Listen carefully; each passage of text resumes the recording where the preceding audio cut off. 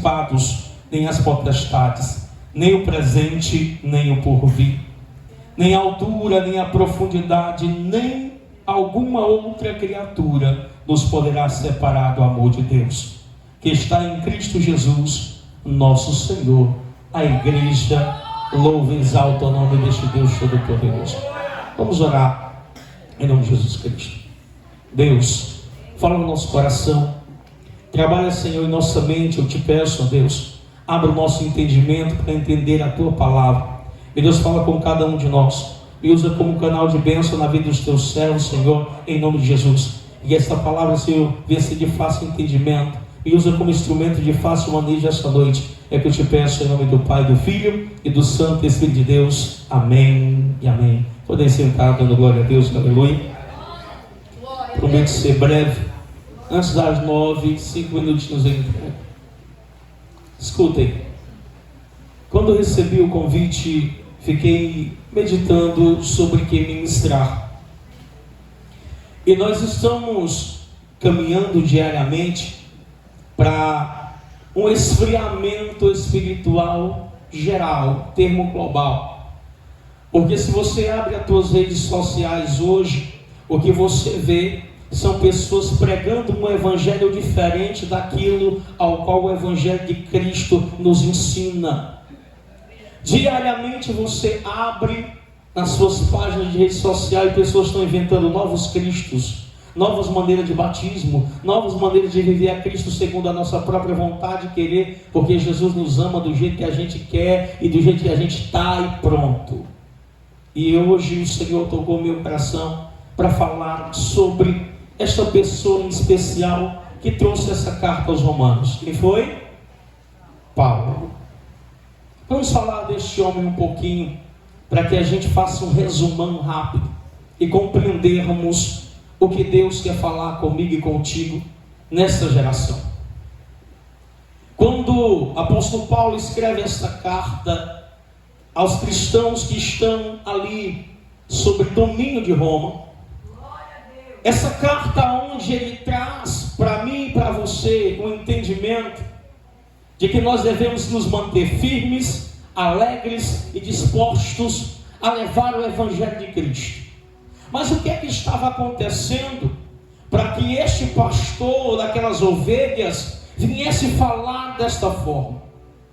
Para quem não lembra, o ano era 64 depois de Cristo, quando o imperador Nero adentra o reinado e ele começa a perseguição do povo cristão. A coisa começa a ficar feia, porque os cristãos estavam numa situação tão complicada que eram arrancados de dentro das suas próprias casas e eram levados a coliseus para ser devorados por leões, eram colocados em portes e eram queimados vivos em praça pública e em jardins como luminárias. O povo de Jesus estava sendo massacrado ao fio da espada. O povo de Jesus estava sendo perseguido todos os dias e não tinha distinção de criança, jovem, velho, de maneira nenhuma. Todos aqueles que professavam a fé em Cristo Jesus estavam sendo torturados, perseguidos e maltratados, e muitos mortos. Olha a carta ao qual Paulo vai ter que falar à mãe que acabou de perder o seu filho, porque ele amava Jesus Cristo mais do que a sua própria carne.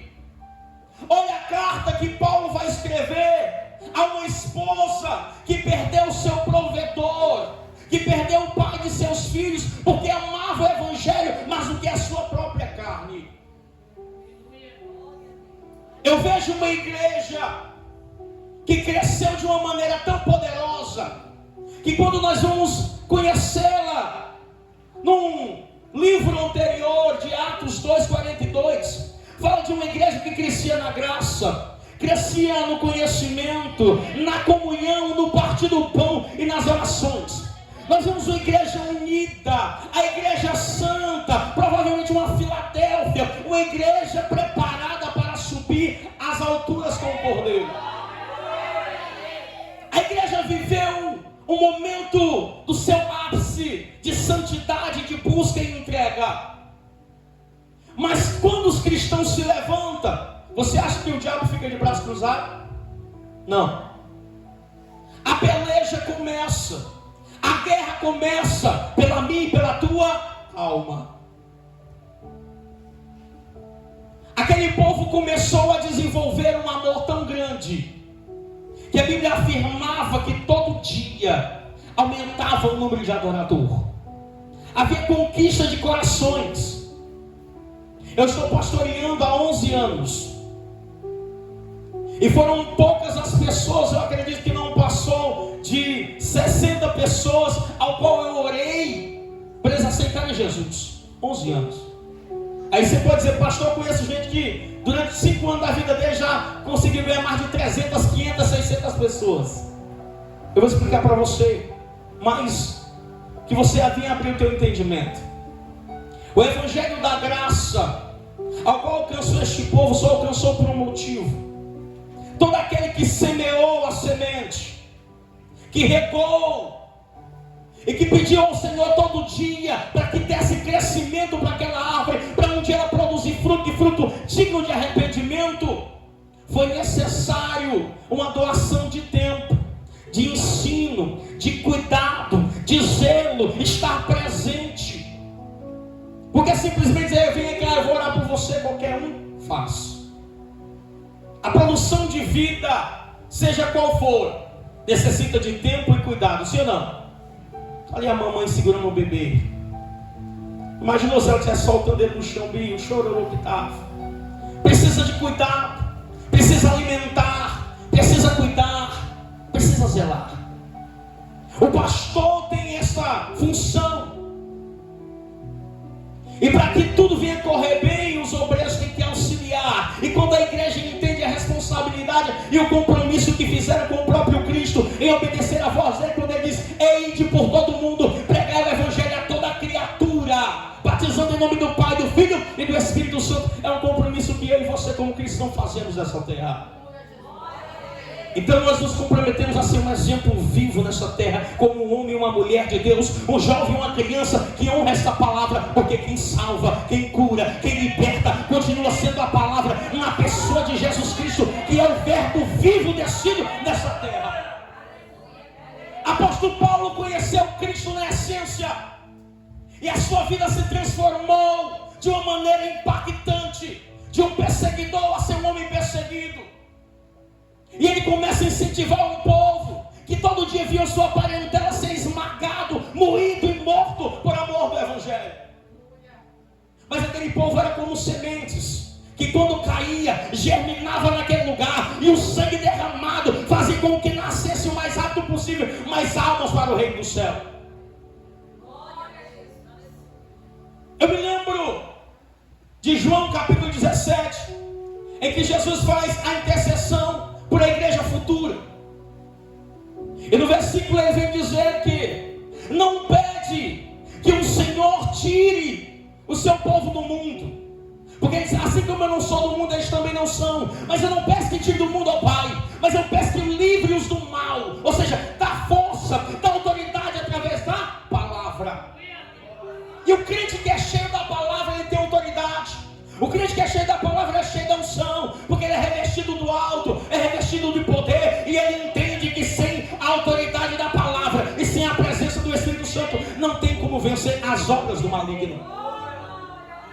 Aquele povo amava tanto a ideia de breve eu estarei no céu de glória e alcançarei a minha maior vitória, que é o céu.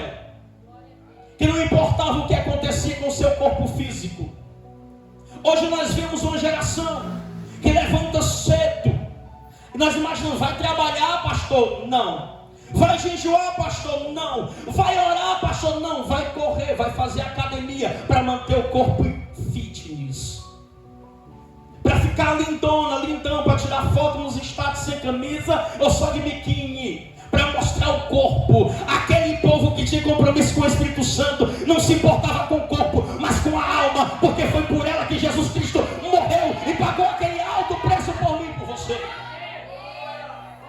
As pessoas estão trocando o material pelo espiritual, e a Bíblia vem dizer que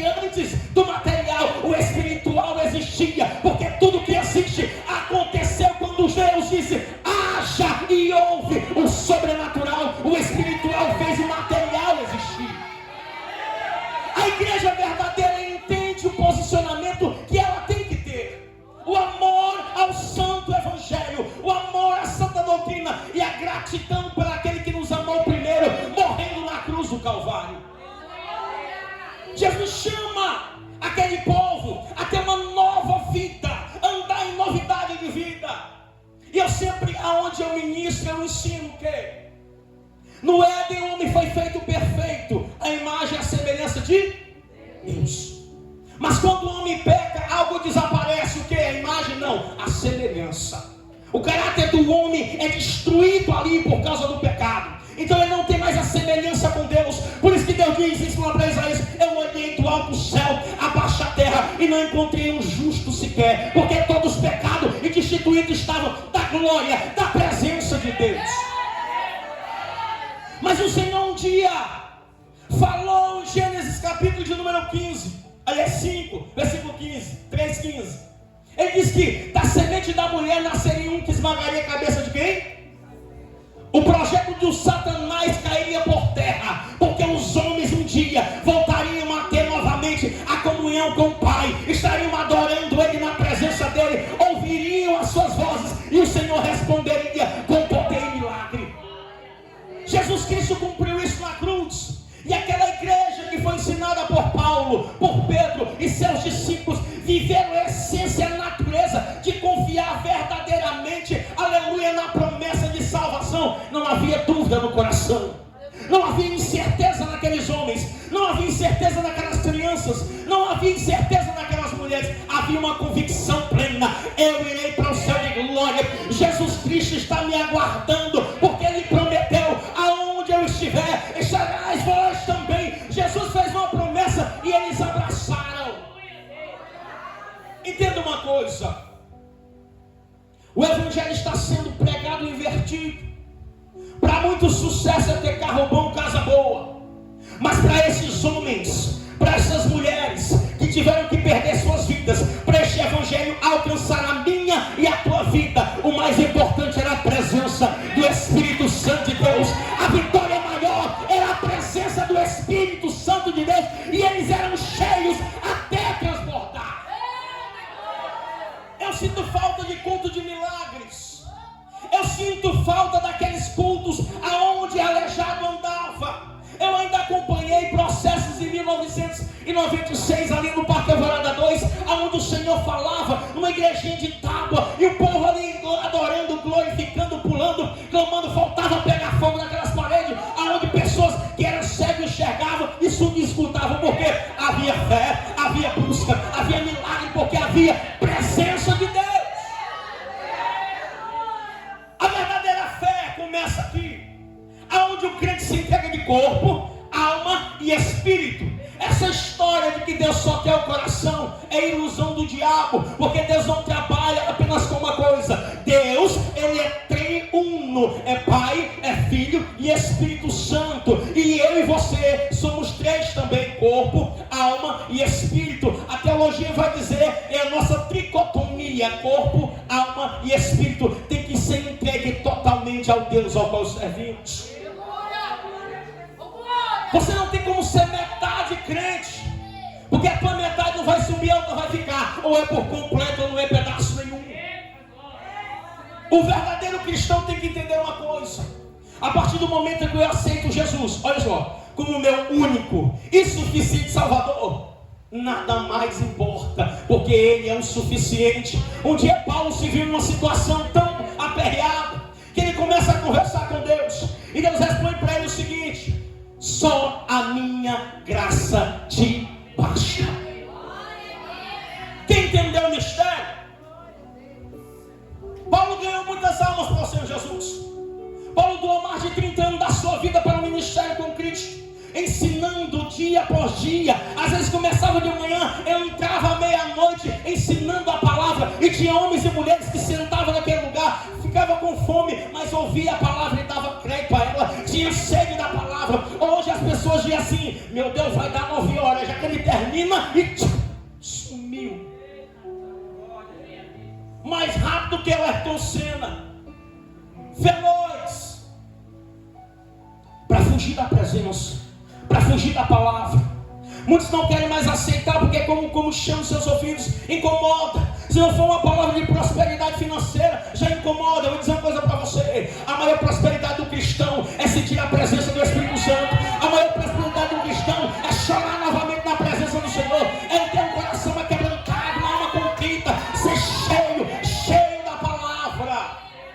A maior alegria de um cristão e a maior vitória que ele pode alcançar é um dia chegar no céu de glória e o Senhor receber e diz: entra, bendito meu Pai, porque o teu nome está escrito no livro da vida. Louvado seja o nome do Senhor. Não existe vitória maior e melhor. Eu vejo aquele povo sofrendo, chorando, gemendo, mas ele dizia: não me importa, porque eu sei que meu Redentor vive. Eu sei que Ele está à destra do Pai, e um dia estaremos com Ele. Ele prometeu: seremos juntos, e assim acontecerá. Não havia de maneira nenhuma dúvida em seus corações. Aí eu vou para Tiago. Tiago diz assim: olha, não pense tal homem que duvidando em seu coração receberá de mim alguma coisa. Ele está dizendo: não existe crente de duplo ânimo, hoje está alegre, amanhã não está mais, hoje está com Cristo, amanhã não está mais, que vai receber do Pai alguma coisa. Tem que ser constante. Só vai entrar no céu quem é constante. Nós não podemos parar, o objetivo é um só. João 14,6, Jesus afirma: eu sou o caminho, eu sou a verdade, eu também sou a vida, e ninguém vem ao Pai senão por mim. Tem que ter o exemplo de Cristo em suas vidas, porque o que foi destruído como caráter do homem no Éden, Jesus Cristo veio para reconstituir na minha e na tua vida. Ele diz: eu sou o caminho. O meu caráter tem que ser o teu, a tua mente tem que ser como a minha. Então seja ligado em mim, assim como eu sou ligado no Pai. Tem intimidade comigo, assim como eu tenho intimidade com o Pai. Não existe crente com intimidade com Deus sem oração. Primeiro fator. A maior vitória de um crente começa quando ele é um crente que ora. O crente que ora, ele não teme os desafios, porque ele sabe em quem ele pode confiar. O próprio Cristo em Mateus, se me falha a memória, capítulo de número 16, versículo 25, ele vai dizer para mim e para você o seguinte: aquele que quer salvar a sua vida, perderá. Mas aquele que perder a sua vida por amor de mim, achará. O que ele está dizendo? Do teu jeito não vai dar certo, com as tuas forças tu não vai conseguir, mas se eu estiver no teu barco, a vitória é tua, a vitória é tua. Romanos, se lhe falha a memória também, Jesus vai falar que, através da boca de Paulo, que em Cristo Jesus nós somos mais que vencedores. E pesquisando essa palavra, para nossa tradução não existe. No português não existe o mais que vencedor. Porque o significado desta palavra significa que você superou o insuperável, que você foi além das suas próprias forças, que o que você não podia mais, mesmo assim você alcançou. Por quê? Aí eu encontrei Hebreus, capítulo 11. Da fraqueza tiraram força e puseram em fugida os exércitos dos estranhos. Entenda uma coisa: quando o Senhor dos exércitos está conosco, até um exército inimigo com a numeração bem maior, como foi o caso de Gideão, que foi apenas 300 homens contra milhares e milhares, mas o Senhor estava na frente, e quando ele bradou como o Senhor mandou, a vitória veio sobre eles, e sobre a vida de Davi, sobre a vida de muitos homens que se ajoelharam na presença do Senhor e colocaram Deus na frente. Eu e você não podemos, só não. Eu e você não temos força, mas quando Jesus Cristo, leão da tribo de Judá, está conosco, nós somos mais que vencedores. Ter vitória em Cristo começa a partir do momento em que eu me submeto a Ele. Ter vitória em Cristo começa no momento em que eu começo a compreender que sem Ele eu não sou nada, eu não posso nada. Sem a graça e a misericórdia do Senhor, coitados de nós, a Bíblia afirma que se não fosse a misericórdia de Deus, nós seríamos todos consumidos. Então entenda uma coisa, igreja: o inimigo de nossas almas todo dia quer nos estragar.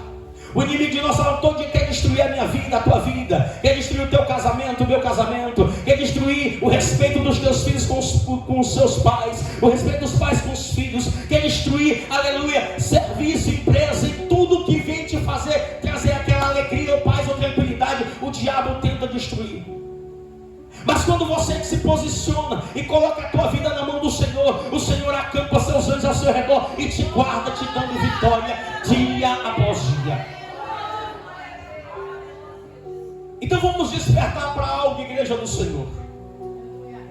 A geração de hoje precisa ver novamente homens que oram, mulheres que oram, homens que jejuam, homens que amam a palavra, homens que gostam de ensinar a palavra, que gostam de cultuar, que gostam de vir para a igreja, que gostam de adorar o Senhor. A igreja de hoje precisa de exemplo. Eu já vi muitos pais dizer assim: meu filho vai para a igreja. Eu fiquei assim: meu irmão, como é que funciona isso? Você não lê Bíblia não, crente? Não, pastor, que me não vai, eu estou meio cansado de está errado. Não vá não, meu filho, fica aí na tua casa mesmo.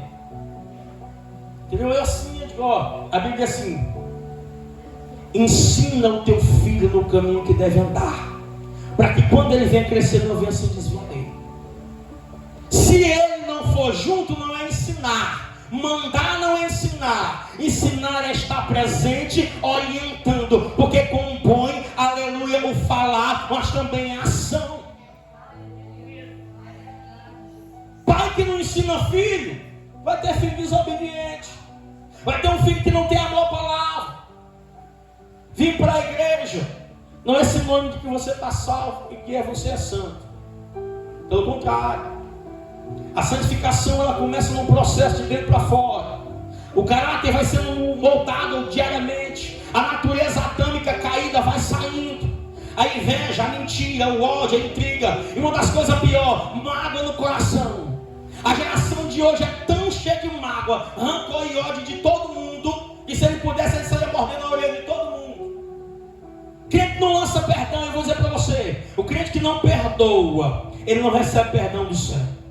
Pastor, que conversa é essa? É. E não é de agora. O Velho Testamento nos ensina. Eu vou encerrar.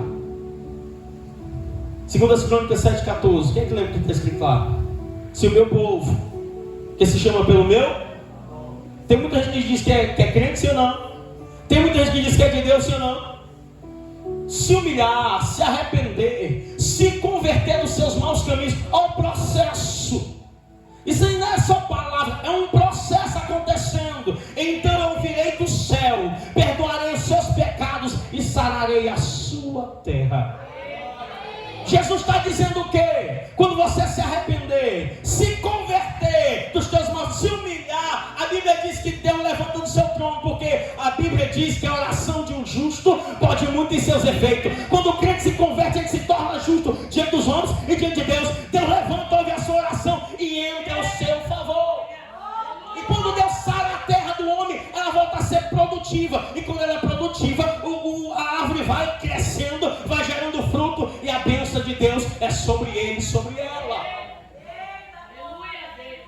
Para ter vitória, como a igreja primitiva, é necessário ter um objetivo. Qual é o teu objetivo como crente? Pastor, acho bom ser crente porque o pastor me dá a oportunidade para me cantar. Pensa uma coisa que eu acho bom é cantar. Aí lá o pastor dá a oportunidade e por isso que eu sou crente. Eu sou crente porque o pastor deixa eu pregar. Pregar é bom demais.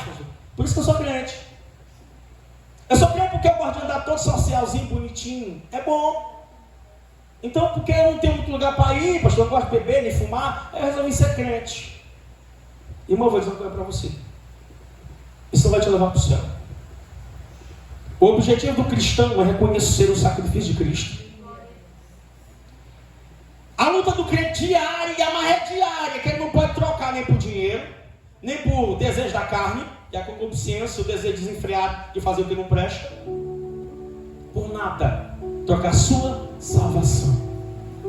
O preço foi tão alto, pela minha e pela tua alma, que quando nós paramos para pensar, que Jesus disse assim: de que adianta o homem ganhar o mundo inteiro e perder a sua alma? O versículo seguinte vai dizer: o que o homem poderá oferecer em troca da sua alma? Que valor o homem tem? Que recurso o homem tem para entregar diante de Deus e dizer: ó,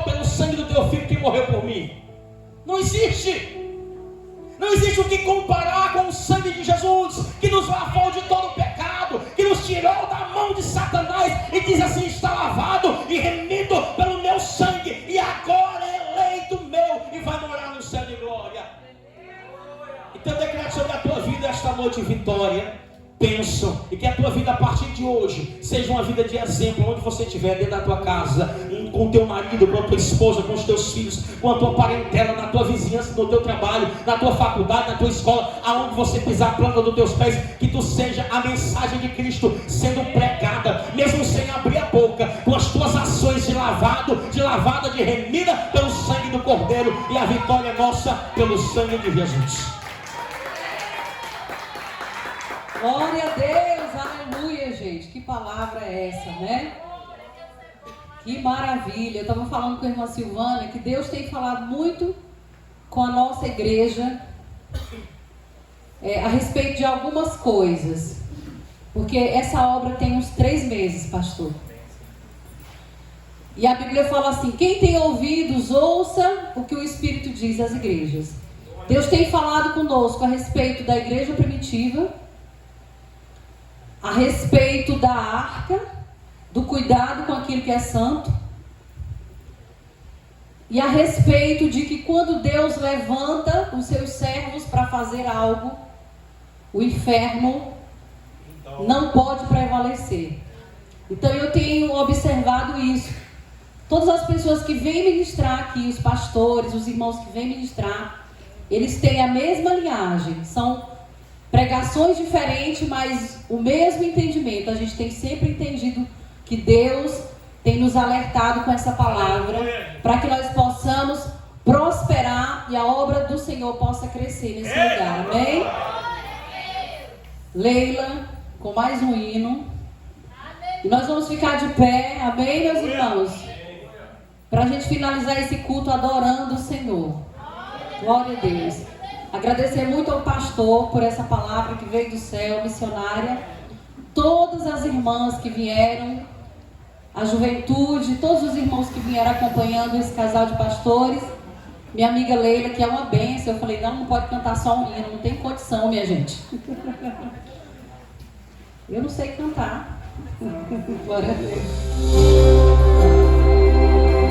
Vamos adorar Jesus.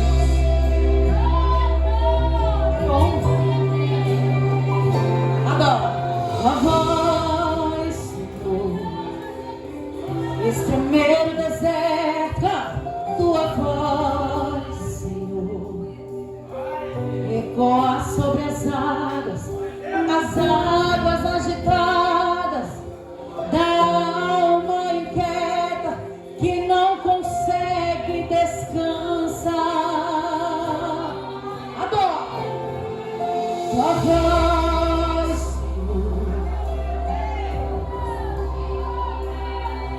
Tua voz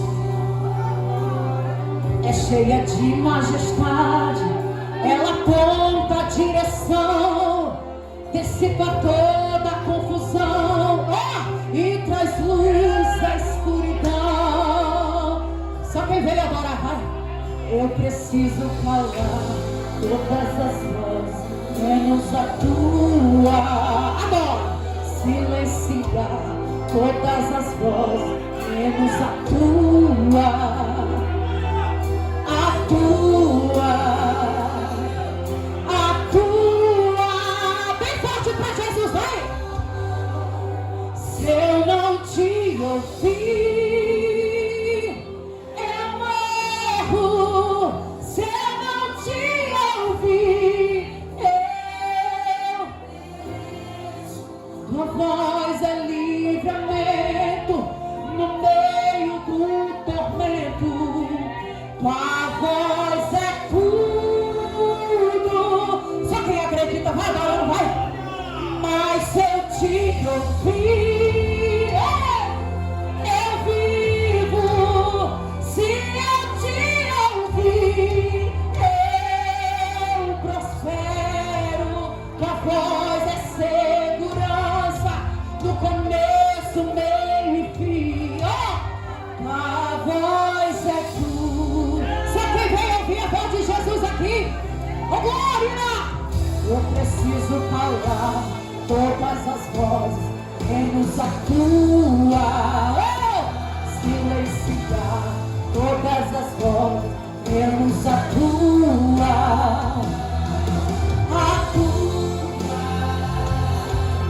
A tua, se eu não te ouvir, eu morro. Se eu não te ouvir, eu pereço.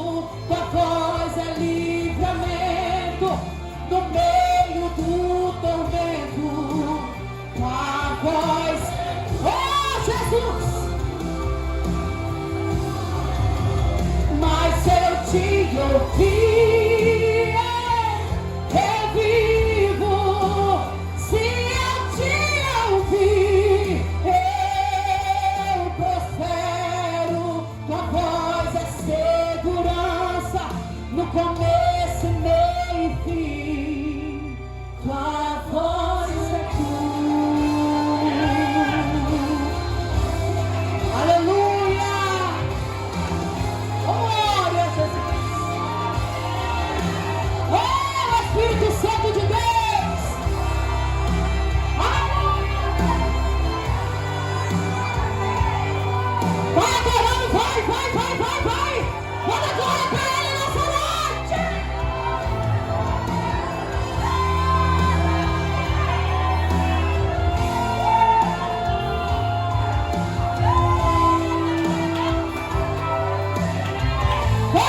Vai! Fala, Deus! Fala, Jesus! Fala, Deus! Toca-me com brasas. Deus está tocando em crente aqui, ó! Fala, Deus! Vai tocando, Jesus! Fala, Deus! Deus! Se alegra, atenda ao teu mandar. Agora! Fala! Eita, já tem presença de Jesus aqui! Aleluia! Toca-me com brasas do altar.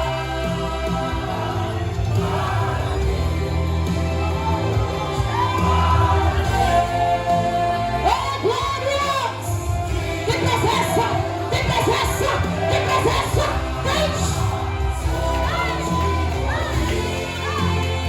Tem presença dela!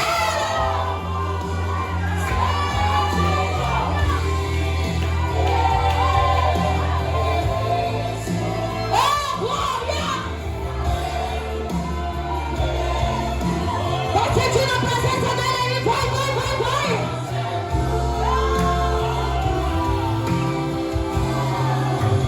Mas se eu te ouvir,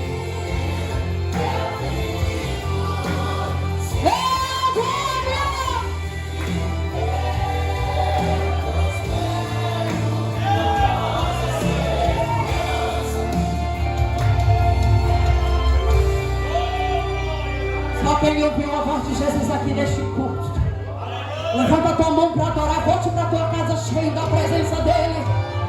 Aleluia! É uma salva de palmas para Jesus.